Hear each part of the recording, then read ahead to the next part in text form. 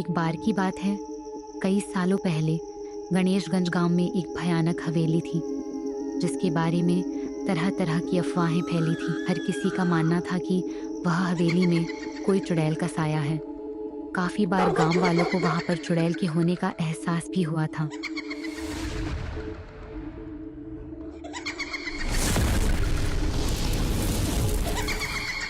एक बार गांव के लोग गांव की चौराहे पर बैठकर सभी हवेली के बारे में बात कर रहे थे। भाई साहब, मैंने खुद पेड़ों से फूलों को उड़ते हुए हवेली के अंदर जाते देखा है। अरे नहीं, वहाँ भूत का नहीं, चुड़ैल का साया है। मैंने तो 2 पायलों की आवाज सुनी थी।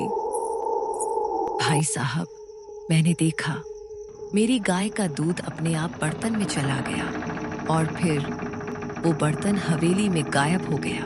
अरे अरे जमींदार साहब, क्यों ना आप हवेली और गांव के बीच एक मजबूत दीवार बनवा दें ताकि वो हमारे बच्चों को नुकसान न पहुंचा पाए।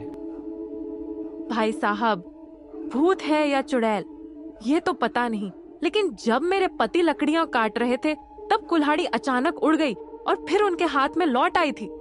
हाँ भाई साहब, मेरी पोती तालाब में डूब गई थी, लेकिन तेज हवा चली और वो खुद बाहर आ गई। मेरा बेटा विदेश से आ रहा है, उसे इस हवेली की खबर नहीं होनी चाहिए।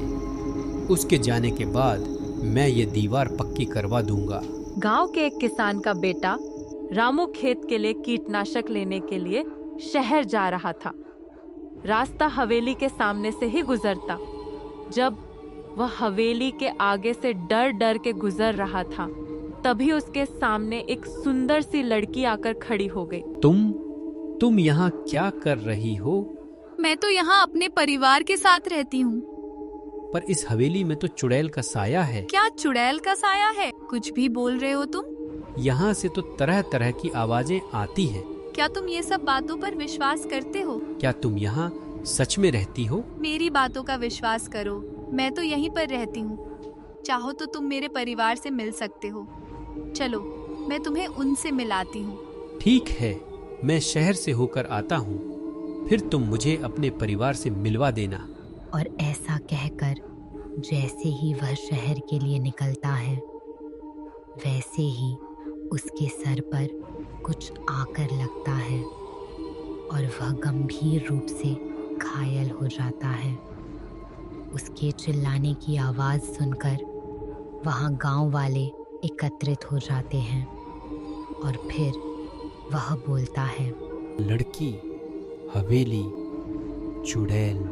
इतना कहकर उसकी मौत हो जाती है। पूरे गांव में डर का माहौल हो जाता है क्योंकि पूरे गांव में ये बात फैल गई थी, रामू को चुड़ैल ने ही मारा है। कुछ दिन बाद जमींदार का बेटा रितेश और उसका दोस्त राहुल गांव आते हैं और यह जानकर बहुत इच्छुक होते हैं कि हवेली में कोई भूत रहता है और ये सोचते हैं कि हवेली में जाकर देखेंगे कि क्या वहाँ सच में कोई भूत है या फिर भूत के बहाने वहाँ पर कुछ और चल रहा है। और वह लोग हवेली में जाने का मन बनाते हैं। पूरे गांव के लोग और गांव के ज़मींदार यानी कि रितेश के पिता उसे मना करते हैं हवेली के अंदर जाने के लिए, लेकिन फिर भी रितेश जिद करता है तो उसके पिता उसके साथ और 4 लोग उसके साथ भेज देते हैं उसकी रक्षा के लिए। फिर वह लोग हवेली के लिए निकल जाते हैं। अब देखते हैं जब वह लोग कि हवेली के अंदर जाते हैं तो क्या होता है। क्या वहाँ सच में कोई भूत निकलता है या फिर भूत के बहाने कुछ और ही होता है।